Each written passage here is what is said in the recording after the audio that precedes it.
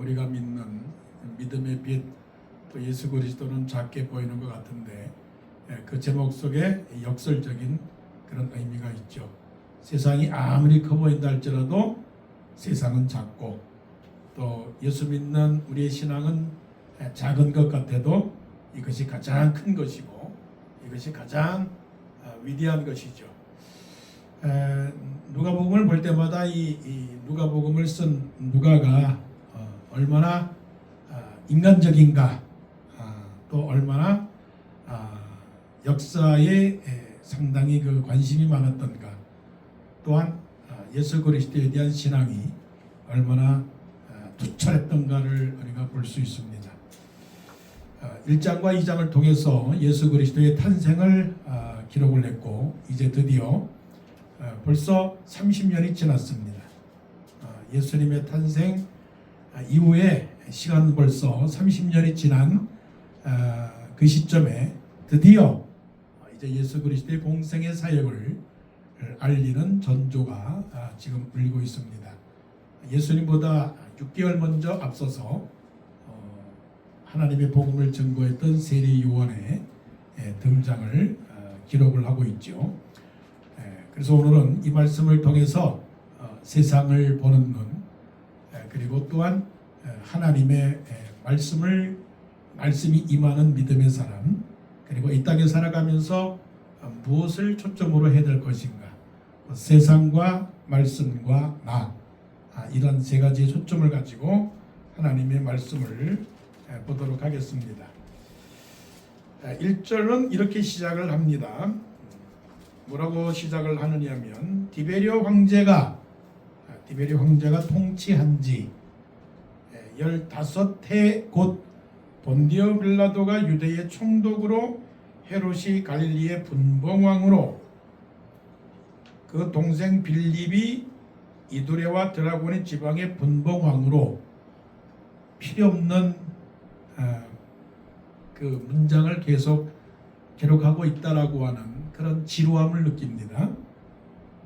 믿는 사람이, 하나님의 말씀을 기록하는 사람이 구태여 세상의 그런 왕들, 총독, 분봉왕까지 기록을 하면서 우리에게 무엇을 주려고 하는가라고 하는 질문을 던집니다. 또한 또 루사니아가 아빌레네의 분봉왕으로, 누가는 이런 세상의 왕들에 대한 기록을 지금 남기고 있습니다.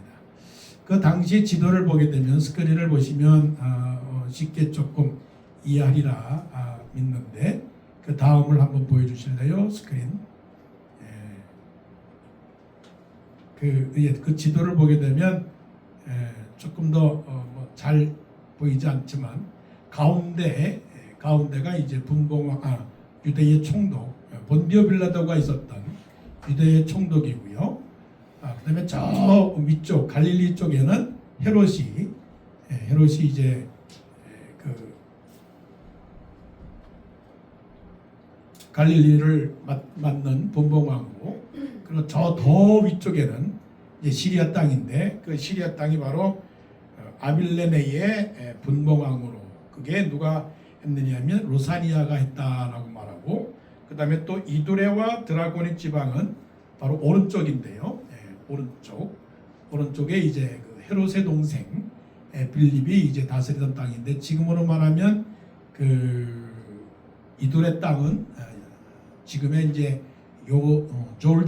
요르단이고, 저 북쪽은 시리아 땅이죠. 그러니까 오른쪽에 있는, 중간에 있는 하얀 그 글씨로 보이는 그것이 이제 빌립이 다스리던 땅이고, 또 맨 우쪽 오른쪽에 있는 하얀 글씨로 보이는 땅은 이제 시리아 땅, 그게 바로 누구의 땅이냐면 루사니아가 분봉왕으로 있었던 땅입니다.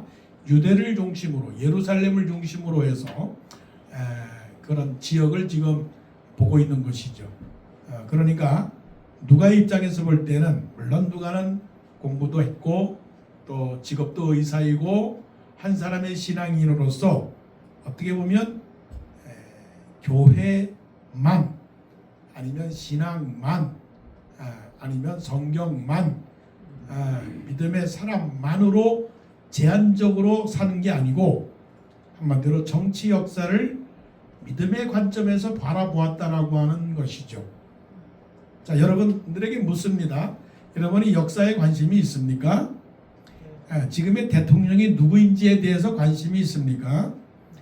미국의 대통령이 누구이고 러시아의 정치가 어떻게 되고 있고 아시아와 유럽과 그리고 아메리카의 모든 현재와 앞으로의 전망에 대해서 믿는 사람이 관심을 가져야 되는가라고 물어보게 되면 어떠한 사람들은 그렇게 말할 것입니다. 정치는 세상의 것이야. 역사는 믿지 않는 사람들의 것이지. 그거는 하나님의 역사가 아니고 하나님의 나라 하나님의 정치가 아니고 믿지 않는 사람들에 속한 것이야. 그저 우리는 다만 믿고 기도할 뿐이지. 어떻게 믿는 사람들이 디베리 황제가 누구이고 분봉왕이 누구고 그거에 대해서 무슨 관심이 있어. 그렇게 시간을 허비하려고 한다면 오히려 묵상하고 기도하고 하나님의 말씀을 읽고 쓰고 하는 편이 나을지도 모른다라고 말할 수도 있다는 것이죠. 그런데 누가는 지금 이 세계를 누가 통치하고 있는가에 대한 관심이 있었죠.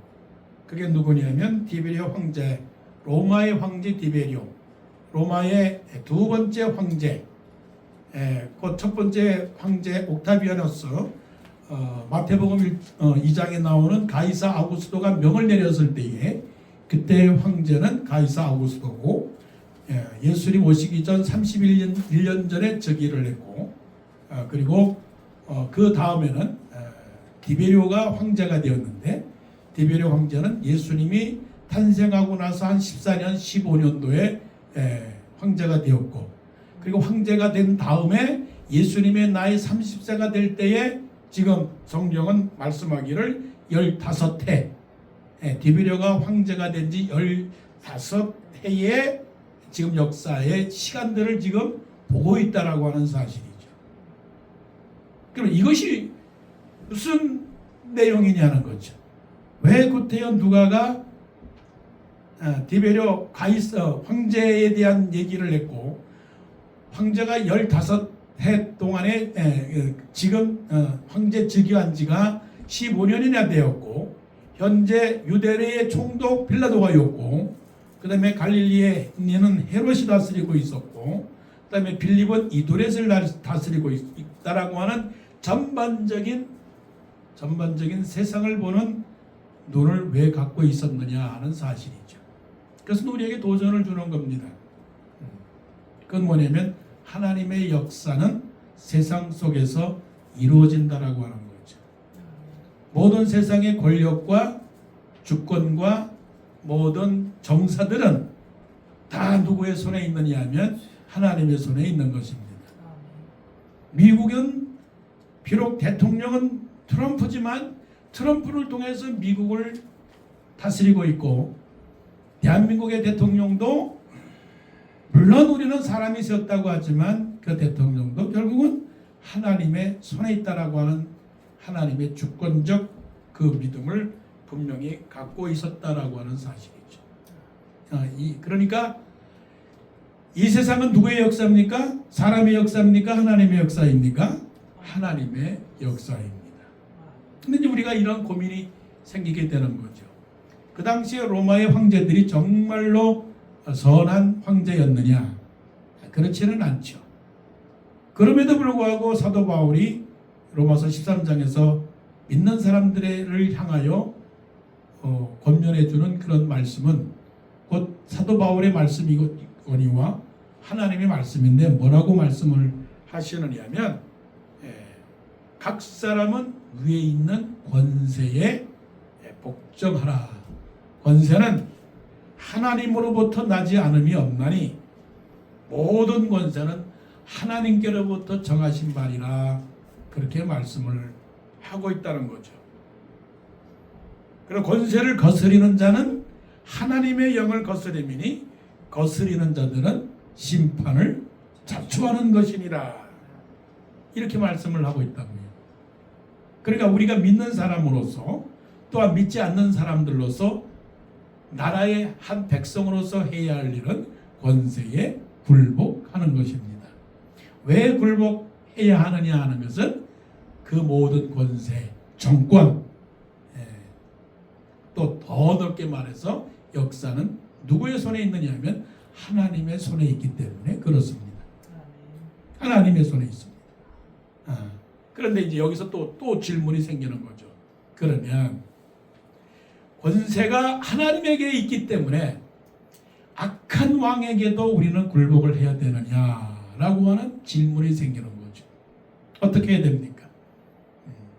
악한 왕에게도, 나쁜 짓을 하는 왕에게도 우리가 굴복을 해야 되느냐에 대한 크리스찬의 의무라고 하는 것이 무엇이냐를 생각 안 할 수밖에 없는 거죠. 어떻게 하겠습니까, 여러분? 믿는 사람들을 박해하고 믿는 사람들을 괴롭히는 이 상황에서 우리가 어떻게 해야 되느냐? 자, 그러면 누가는 어떻게 했을까 하는 거죠. 누가의 입장에서 볼 때 이 사람들, 디베리오 황제, 그리고 빌라도, 그리고 빌립, 이런 사람들 역사적으로 다 드러난 인물들인데 누가는 이러한 사람들을 어떤 차원으로 바라보았을까? 자세히 기록이 되지 않았지만 분명히 누가도 한편으로 보게 되면 사람을 힘들게 하고 사랑하지 아니하고 섬기지 아니하는 그러한 왕들과 그러한 권세들에 대해서는 마음속에 무엇인가 불의한 것이다라고 생각하는 그러한 정의가 이 누가 속에 있었다라고 하는 것은 우리가 분명히 확신할 수 있는 것이죠. 그럼 우리는 침묵해야 되는가 하는 소리죠. 여러분 어떻게 할 겁니까? 그냥 믿는 사람들은 말씀만 보고 기도하면 하나님께서 다 해결해 주실 것이다 라고 하는 그런 신앙으로 살아갈 것이냐, 어떻게 할 것이냐는 거죠. 그래서 오히려 올바른 정의와 올바른 길과 올바른 자유와 또 평화와 섬김과 신앙과 영적인 것을 말하는 그런 사람들을 잠재우고 가만히 있어라 라고 할 것이냐 하는 거죠. 근데 성경은 두 가지의 칼날이 있습니다. 하나는 권력에 굴복하라, 권력에 순종하라고 말하면서도 예수님께서 말씀하신 그 말씀을 본다면 너희는 먼저 그의 나라와 그의 의를 구하라 라고 하는 그 말씀 속에서 그럼 그의 나라가 무엇이고 그의 의가 무엇이냐, 구하라고 했는데 구하라고 했으면서 구하라 그러면 너에게 주실 것이요, 찾으라 그러면 너희가 찾을 것이요, 문을 두드리라 그러면 열릴 것이다 라고 말했는데, 그러면 구하고 찾고 두드리는 것은 우리가 먹을 거, 입을 거, 마실 거 그런 것들만이냐? 모든 면에 있어서 하나님의 영광과 하나님의 나라를 구하는 그런 것이죠. 사도 바울의 입장에서 볼 때는 이 모든 정사와 권세들에 대해서 이런 말씀을 합니다. 우리의 씨름은 혈과 육에 대한 것이 아니요 정사와 권세와 이 어둠의 세상 주관자들과 하늘에 있는 악의 영들에 대함이라. 그러므로 너희는 전신갑주를 입으라. 이는 너희가 악한 날에 능히 대적하고 능히 서기 위함이라 말씀을 하셨다는 거죠. 자, 그러면 이제 세상은 그렇다는 거죠. 그러면 한번 또 교회를 돌아봅시다. 2절 보세요. 2절. 안나스와 가야바가 대제사장으로 있을 때에, 세상 말로 미치는 일입니다. 가슴이 답답한 일입니다. 이게 무슨 말이냐? 족불 정치를 하고 있는 거예요. 교회가 족불 정치를 하고 있는 거예요. 이건 불합리한 거예요. 안나스가 누굽니까? 장인어른입니다. 가야바가 누굽니까? 사위입니다. 아니 그런데 대제사장이 안났습니다. 그런데 대제사장이면 물러나야 되는데 물러나지 않습니다. 그리고 성경은 기록하기를 대제사장도 안나쓰고 대제사장도 가야바다. 물론 임기가 아마 누가가 이 말씀을 기록할 때 대제사장 안나스가 어제 임기를 마치고 가야바에게 넘겨줄 때였기 때문에 그렇게 기록했을 것이다라고 생각할 수 있지만 분명히 여기에는 두 대제사장의 권력과 힘이 작용했다라고 하는 것이죠. 그렇게 보면 정치도 잘못한 것이고 교회도 잘못하고 있는 이 시점에서 누가가 기록했다라고 하는 것, 이거를 건들고 지나갔다라고 하는 사실 속에서 무엇을 우리는 깨달아야 됩니까? 부정이라고 하는 차원과 슬픔이라고 하는 차원보다는 두려워하지 마라, 놀라지 말라, 나는 네 하나님이니라. 세상이 어떻게 되든 간에, 교회가 어떻게 되든 간에, 한 신앙인으로서 교회의 지도자들, 교권들, 아니면 세상 밖의 정권들, 이것들이 아무리 격길로 간다한다 할지라도 우리 하나님의 정의는 변함없이 굳건히 설 것이다라고 하는 믿음 속에서 하나님의 통치를 바라봤다라고 하는 거죠. 그러기에 우리는 교회도 품을 뿐만이 아니라 세상도 품어가는 큰 마음을 가진 사람, 큰 눈을 가진 사람, 그런 사람이 되어야 될 줄로 믿습니다. 물론 우리가 살아가는 이 세상은 나 개인적으로는 힘들고 어려운 세상입니다. 하지만 하나님께서 우리를 주실 때는 누가의 시야를 가지라고 지금 재촉하고 있습니다. 여러분들이 일기를 쓸 때 어떤 일기를 쓰겠습니까? 오늘 아침에 일어나서 무엇을 냈고 그런 일기를 쓰게 되겠죠. 그죠?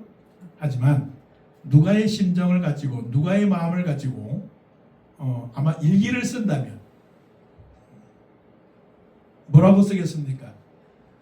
미국과 러시아와 중국과 아시아와 유럽과 또 교회들에 대한 마음을 한번 거기다 넣겠죠. 세상과 정치와 교회는 힘들고 어려운 가운데서라도 나는 지도자를 위하여 기도하고 나는 교회를 위하여 기도한다. 그러나 힘들고 어려운 이 세상이지만 그러나 하나님께서는 바로잡을 때가 올 것이기 때문에 나는 부정하지 않는다. 나는 실망하지 않는다. 나는 두려워하지 않는다. 라고 쓰겠죠.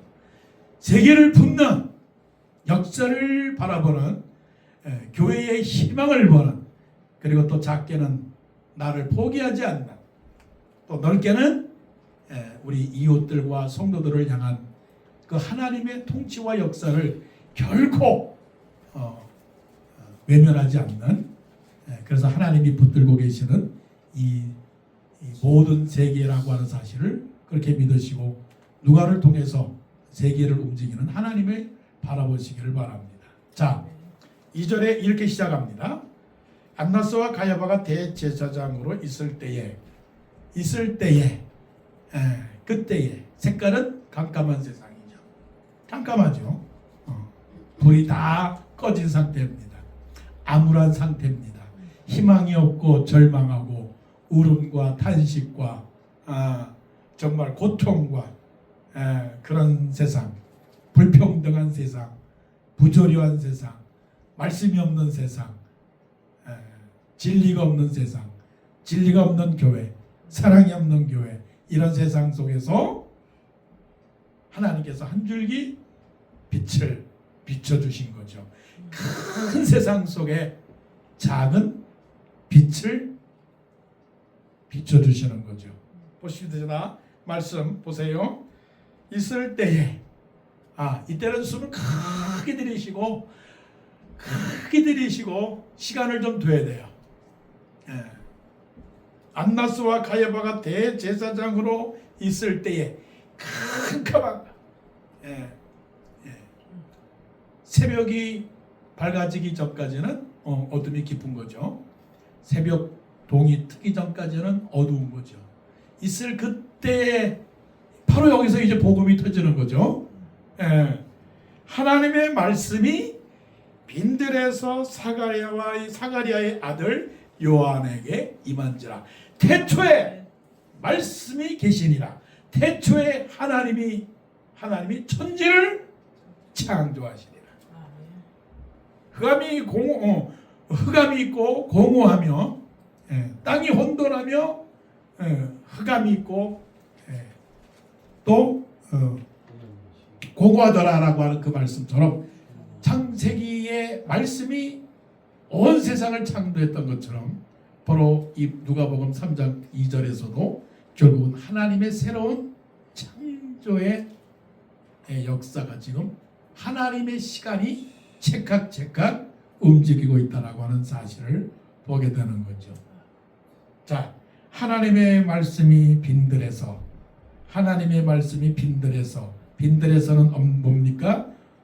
나의 삶의 빈들에서, 세상의 정치의 빈들에서, 부정적인 상황, 어려운 상황, 경제적인 불황, 사회적인 불평등, 이런 여러 가지 육체적 질병, 이런 여러 상황 속에서 사가랴의 아들 요한에게 임한지라. 할렐루야. 할렐루야. 하나님은 하나님의 말씀을 통해서 역사를 이끌어 가신다는 거는 거죠. 성경을 보게 되면 세상은 다 컸습니다. 아무것도 우리가 할 수 있는 일은 없었습니다. 그런데 중요한 것은 하나님의 말씀은 죽지 않았다는 거죠. 다 죽는데, 임금도 죽는데, 세상도 변하는데, 사건도 없어지는데 하나님의 말씀은 살아있다는 거죠. 그 하나님의 말씀이 누구십니까? 하나님의 말씀이 하나님이요. 하나님의 말씀이 하나님의 영이요. 그 말씀은 능력이요. 그 말씀은 지혜요. 그 말씀은 생명이라고 하는 거죠. 그래서 마리아가 고백했듯이 하나님의 말씀은 능치 못함이 없느니라. 주의 말씀대로 이루어지리이다. 가버나움 가나 혼인 잔치에서 예수님의 어머니 마리아가 그 종들에게 말합니다. 뭐라고 말합니까? 무슨 말씀을 하시든지 그대로 하라. 저 사람이 누구길래 그 말을 들어야 됩니까? 라고 의심은 가겠지만, 그러나 예수님의 어머니 마리아는 예수님이 사람으로 오신 내 몸에서 태어난 육신의 아들이지만, 그러나 그 예수는 하나님의 아들이요 하나님이시요 하나님 말씀 그 자체이기 때문에 그 하나님의 말씀으로 오신 예수님께서는 천지를 창조하신 분이요 아무것도 못하실 분이 없다라고 하는 사실을 믿었기 때문에 그분이 무슨 말씀을 하시든지 그대로 하게 되면 그 안에서 놀라운 일이 생긴다라고 하는 사실을 믿었다라고 하는 거죠. 여러분, 하나님의 말씀을 믿습니까? 하나님의 말씀을 믿는 사람에게 있어서는 어떤 것도 두려워하거나 어떤 것도 염려할 일이 아무것도 없다라고 하는 사실이죠. 그래서 이 하나님의 말씀이 결국은 살아있는 생명의 말씀입니다. 지금 뭐 강단 오른쪽에 보게 되면 나무만 보여요. 나무만 있는데 저게 죽었나 살았나, 죽었나 살았나 몇 주간 의심을 했거든요. 죽은 것 같아요. 보이지가 않아요. 그런데 그 속에서 또 이파리가 조금씩 나더라고요. 아, 저게 죽은 것이 아니라 살아있는 거구나. 살아있는 생명체구나. 그런데 우리는 무엇만 봅니까? 보는 것만 봅니다. 지금 추운 겨울이지 않습니까? 추운 겨울인데 나무들이 다 죽은 것 같아요. 이 추운 겨울에 꽁꽁 얼어서 더 이상 살지 않을 것 같은 나무들인데, 자, 이 나무들이 봄이 되면 서서히 어떻게 됩니까? 싹을 피게 되게 되는 거죠. 죽은 게 아닙니다. 그런데 우리는 무엇만 봅니까? 눈으로 보이는 것만 보기 때문에 그것으로 판단을 합니다. 겉으로 보이는 것은 다 죽었습니다. 근데 그거를 몰라요. 이거 굉장한 말입니다. 눈으로 보이는, 겉으로 보이는 모든 것은 다 죽습니다. 그 죽는다라고 하는 말은 우리도 결국은 죽습니다. 모든 육체는 불과 같고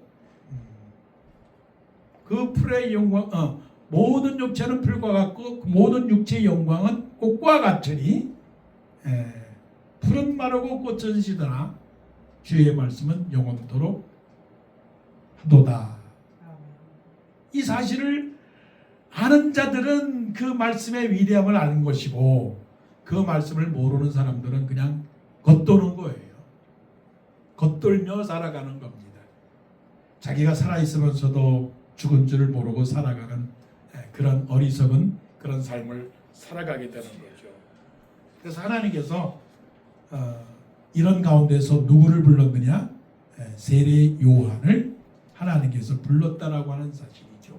물론 1장과 2장을 통해서 예수님보다 6개월 먼저 하나님께서 세례 요한을 잉태하게 하고 탄생하게 한 사실을 우리는 알지만 중요한 것은 빈들에서 사가랴 아들 요한에게 그 말씀의 생명의 역사를 맡겼다라고 하는 거죠.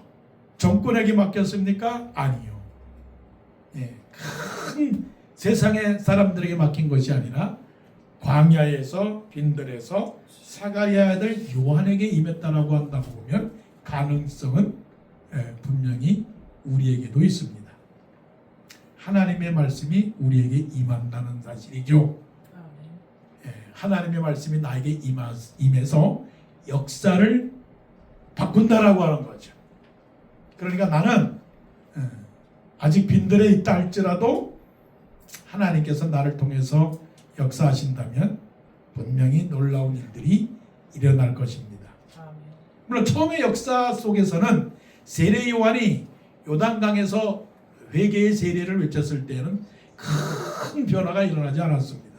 그러나 시간을 지나가 보면 예수 그리스도께서 공생의 사역을 하셨고 제자들 12명을 세웠고 예수님이 또 죽고 나서 부활 승천하신 다음에 사도들이 소아시아와 또 유럽과 로마까지 가서 복음을 전해서 온 세상이 예수 그리스도의 나라 하나님의 나라 복음을 증거했다라고 하는 것을 생각해 볼 때에는 시작은 작지만 결국 나중에는 창성해지는 역사를 바라보면서 하나님께서 우리를 이런 시대 속에서 세례 요한과 같은 나를 부르셨다는 사실을 한번 생각을 해볼 때는 사실은 이러한 사실은 두근거리고 가슴이 뜨거워지는 거죠.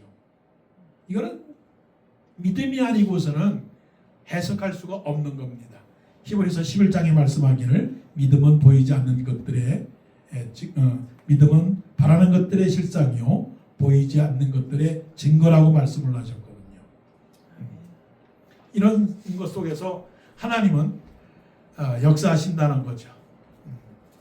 어려운 세상 속에서 사가랴의 아들 세례 요한에게 하나님의 말씀이 임한 것처럼 오늘도 기대하고 오늘도 하나님을 간절히 찾아야 됩니다. 하나님 나를 통해서 역사하여 주옵소서. 나는 비록 아무것도 아니나 그러나 나는 모릅니다. 내가 이 세상에 살 동안에는 하나님께서 나를 통하여 큰 역사를 이루어달라고 그렇게 바라고 소망을 해야죠.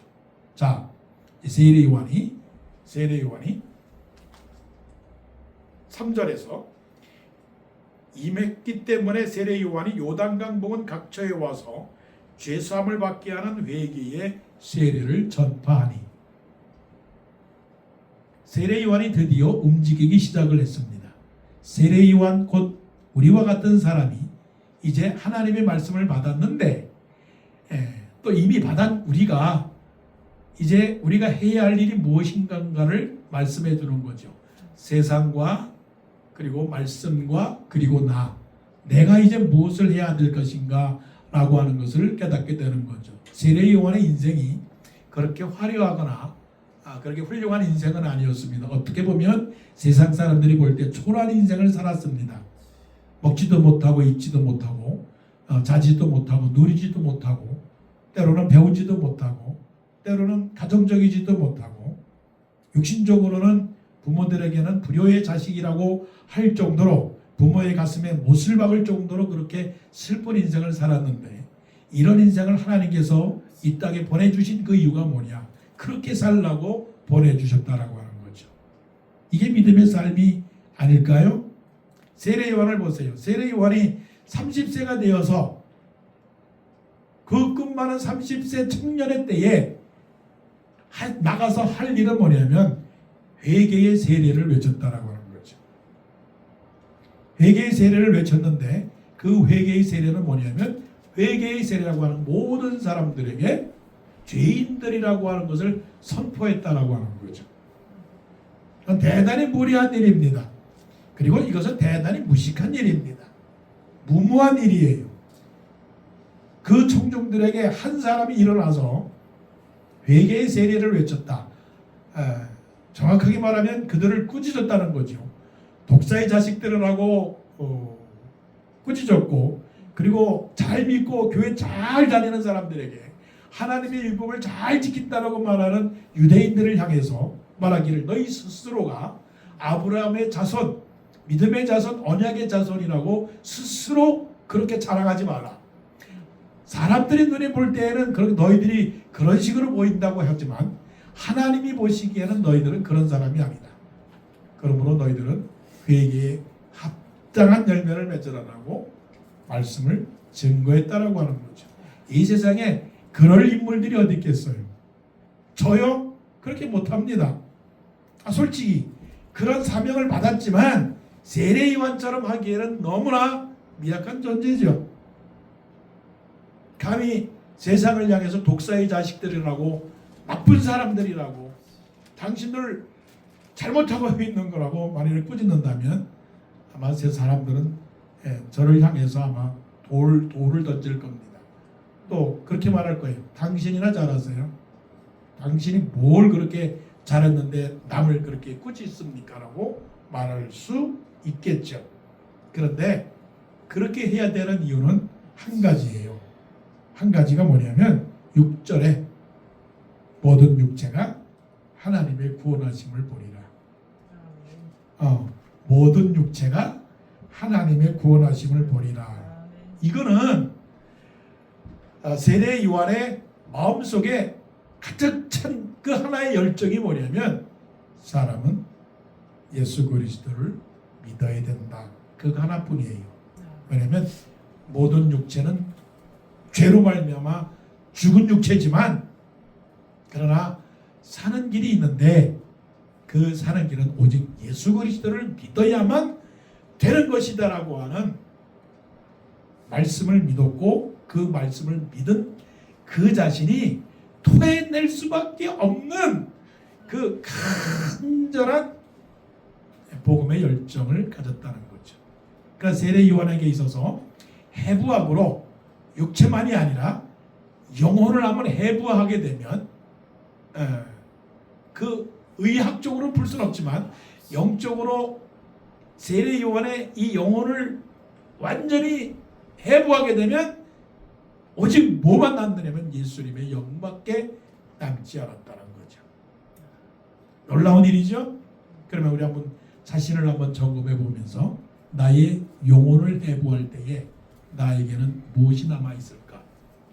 아마 별의별 게 많이 있을 거예요. 난 그렇게 시인합니다. 솔직하게 시인합니다.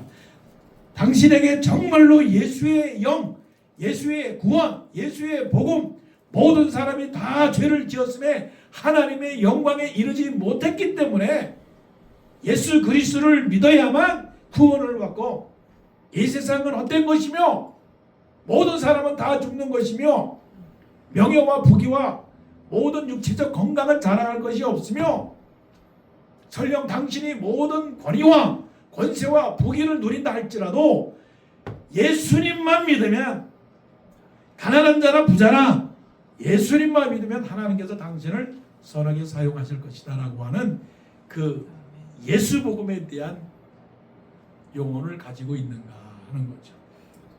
그런 사람은 어느 누구 앞에서도 두려워하지 않는 거죠. 그래서 그렇게 되면 세례요한은 예수를 통해서 세상을 봤는데, 세상의 미래를 봤는데, 무슨 세상의 미래를 봤느냐면 5절에서 이걸 봤어요. 모든 골짜기가 메워지고 모든 산과 작은 산이 낮아지고 굽은 것이 곧아지고 험한 길이 평탄해질 것이요, 세상의 방법이 아니라 예수 그리스도만을 믿게 되면 이 세상의 문제는 다 해결된다라고 하는 예수 중심의 세상을 바라보는 믿음을 가졌다라고 하는 거죠. 그런데 우리는 어떻습니까? 예수님이 해결해 주실 거라고 믿습니까? 아니면 제도와 조직과 법이 이 세상의 모든 문제를 해결해 주실 거라고 생각을 합니까? 자, 다시 한번 우리는 예수님의 사람이 되어야 되겠죠? 세상을 바라보는 눈, 믿음의 사람으로서 하나님이 이 세상을 다스리시고 역사의 시간 계획 속에서 하나님이 이 세상을 구원하려고 하는 구원의 역사, 하나님의 구원사를 이루어 가실 때, 그때 하나님의 말씀이 세례 요한에게 임한 것처럼 그 엄청난 구원의 역사 속에서 우리와 같은 보잘것없는 사람도 세례 요한을 불렀듯이 세례 요한에게 하나님의 말씀이 임한다라고 하는 사실이죠. 세례 요한은 예수 그리스도보다 6개월 먼저 와서 복음을 전했고 회개의 복음을 전한 것처럼 우리도 무엇인가 세례 요한과 같은 일은 아닌다 할지라도 뭔가 작은 일은 있을 것이죠. 그런데 그 일이 예수 그리스도의 구원의 복음, 구원의 복음, 예수 그리스도를 믿어야 구원받는다라고 하는 철저한 그 신앙을 가지고 살아갈 때는 그 어떤 것도 문제가 되지 않는다라고 하는 사실을 이 시간 깨달으면서 오늘은 내가 한번 세례 요한이 되어봐야 되겠다. 이 넓은 세상, 큰 세상, 엄청난 세상의 벽 앞에 비록 내가 작은 존재, 작은 빛이다 할지라도 한번 쥐렛대로 움직여 볼 수 있는 그런 희망을 갖는 이 시간이 되기를 원합니다. 기도드리겠습니다.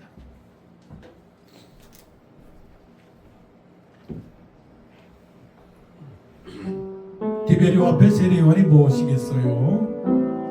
본디오 빌라도에게 세례 요한이 뭐겠어요? 아니, 예수님의 존재가 무엇이겠어요? 지금도 똑같죠. 트럼프가 더 세냐 예수님이 더 세냐 비교할 수 있겠죠. 어떤 사람들에게 있어서는 예수님은 아무것도 아니다 생각하겠지만, 그런데 예수님이 이깁니다. 그